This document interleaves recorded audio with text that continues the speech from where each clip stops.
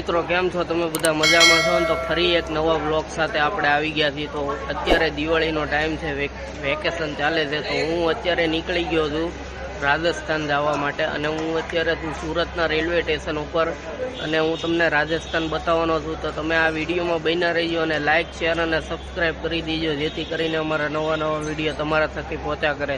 તો હર હર મહાદેવ। તો તમે આ વિડીયોમાં બન્યા રહીજો।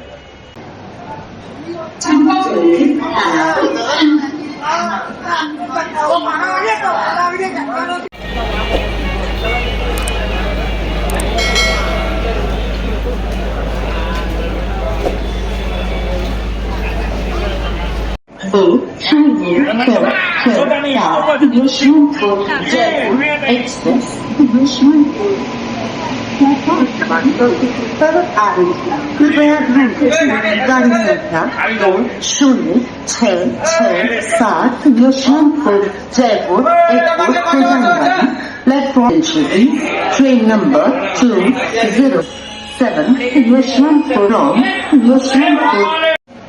कृपा કરીને ધ્યાન આપો 9015 सौराष्ट्र एक्सप्रेस दादर पर आने वाली ट्रेन कृपया ध्यान दीजिए 015 सौराष्ट्र से चलकर पोरबंदर को जाने वाली कुछ समय में platform Dadar 2 Porbandar is arriving shortly on platform number 1।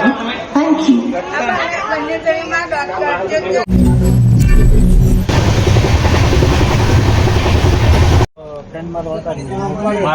તો મિત્રો 8 વાગી ગયા છે અને અમદાવાદ વટી ગયા છે। જગ્યા તો મળી નથી પણ રિઝર્વેશન ડબ્બામાં બેસી ગયા છે અને હવે લોકલ ડબ્બામાં જગ્યા નથી। લોકલ ડબ્બામાં તો ટોળાના ટોળા છે। હવે રિઝર્વેશન ડબ્બામાં ગેલેરીમાં બેઠા છે, ત્યારે વાત કરી પણ કઈ મેળ આવ્યો નહીં। હવે ગેલેરીમાં બેસી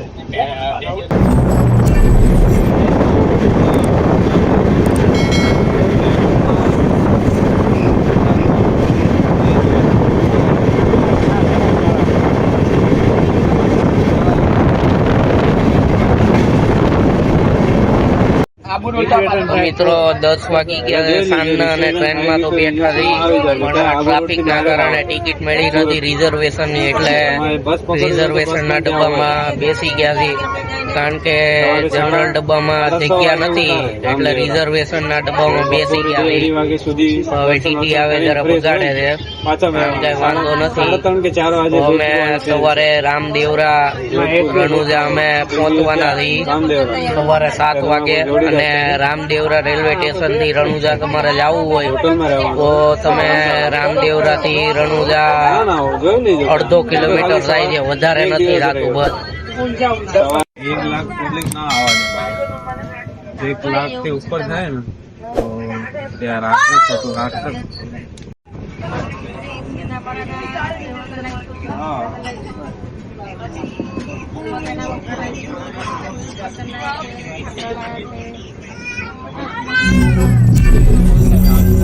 આ સાઈડ છે ને કોઈને મારો ઘરે છે ને। તો મિત્રો ઊંઝા આવી ગયું છે।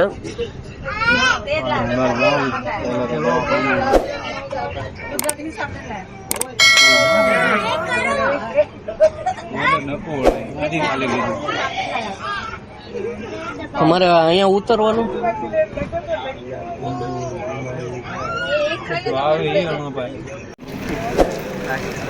મિત્રો ઊંઝા સ્ટેશને ઉભા થઈ અને ગાડીએ બ્રેક લીધો છે એટલે ઘડીક ઉભા થઈ। ગાડી તો ઘણી મોટી છે પણ એમાં જનરલ ડબ્બા ખાલી ઓછા જ છે, 2 ડબ્બા છે જનરલ, બાકી બીજા રિઝર્વેશન ડબ્બા છે। ચાલો ટ્રેનનો પાવો વાગી ગયો।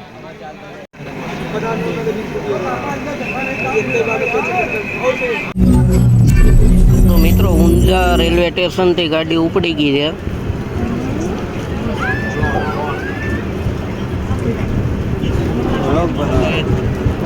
આપણે ત્રણે ગ્રેટ જ છે ઇન્સ્ટાગ્રામ કેટલા ફોલોવર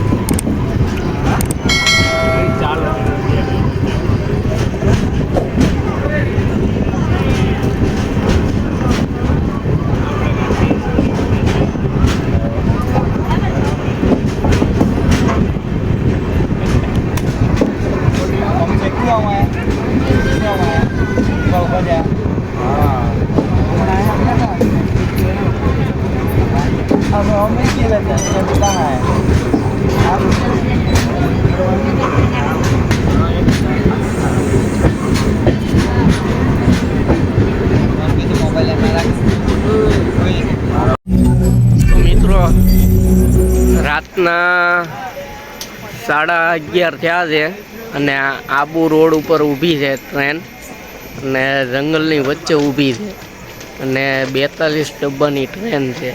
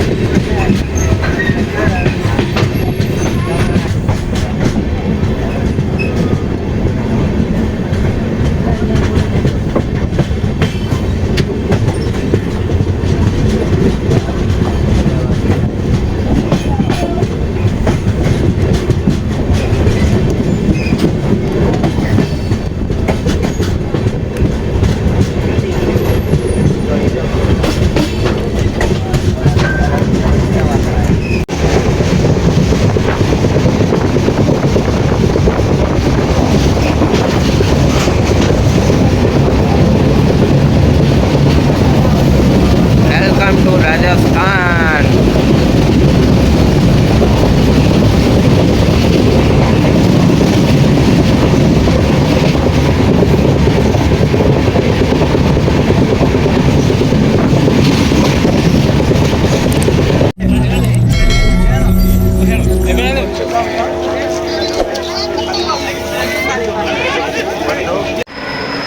હર હર મહાદેવ મિત્રો, કેમ છો તમે બધા? મજામાં છો ને? તો સવારે 8 વાગે રામદેવડા રેલવે સ્ટેશન ઉપર અમને ઉતારી દીધા. રામદેવડા રેલવે સ્ટેશનથી તમારે રણુજા સમાધિના દર્શન કરવા હોય રામાપીરના તો ત્યાંથી 1 કિલોમીટર છે અને તમારે રૂમ રાખવી હોય તો 400 રૂપિયામાં તમને રૂમ મળી જાય. સિઝન વાઇઝ ભાડું હાલે. અત્યારે દિવાળીનો સમય છે એટલે 400 રૂપિયા ભાડું છે. તો હું તમને રણુજાના સમાધિના દર્શન કરાવી, પછી હું તમને જન્મસ્થળના દર્શન કરાવી. તો તમારે રેલવે સ્ટેશનથી સીધો રસ્તો જાય, એ રસ્તે જાઓ એટલે તમને રામાપીરના સમાધિનું મંદિર દેખાશે.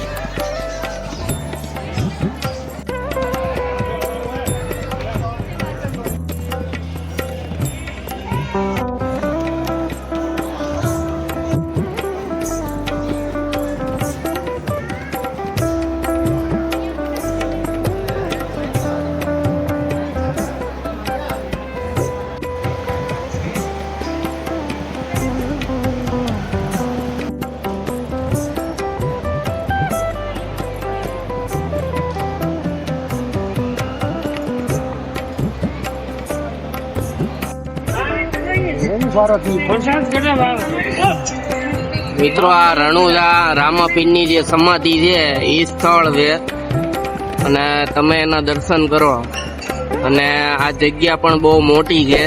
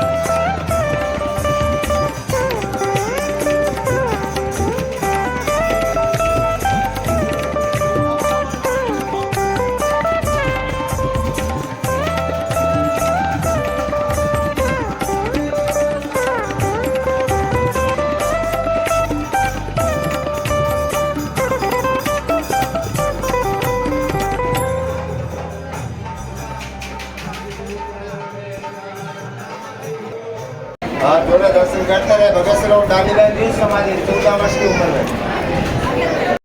મિત્રો રણુજામાં તમે આવો તો આવી રીતના પાટલા ઉપર બેસીને જમવાનું રહેશે, જોઈ લો તમે. મિત્રો આ રૂમ છે, ધર્મશાળા છે. તમે રામદેવડાથી સીધા રેલવે સ્ટેશનથી સીધા 1 કિલોમીટર આવો એટલે તમને આ ધર્મશાળા દેખાય. એમાં ભાડું સસ્તું છે, તમારે રહેવું હોય તો તમે રહી શકો. 24 કલાકનું ભાડું ગણા. તો હર હર મહાદેવ મિત્રો, તો તમને રામદેવડાના રણુજાની જે સમાધિના દર્શન તમને કેવા લાગ્યા આ વિડીયોમાં એ જરીક કમેન્ટ કરીને બતાવજો. અને હજી હું તમને પોકરણગઢનો કિલ્લો પણ બતાવવાનો છું કે જે રામાપીરનું જન્મભૂમિ છે, કે જ્યાં રામાપીરનો જન્મ થયો હતો. તો આ બ્લોગ કન્ટિન્યુ રહેશે અને બીજા બ્લોગમાં હું તમને પોકરણગઢનો કિલ્લો બતાવવાનો છું. તો આ બ્લોગમાં તમે બન્યા રહીજો અને લાઈક, શેર અને સબસ્ક્રાઈબ કરી દેજો. હર હર મહાદેવ. ફરી આપણે પાર્ટ 2 ના બ્લોગમાં આપણે મળશું. હર હર મહાદેવ.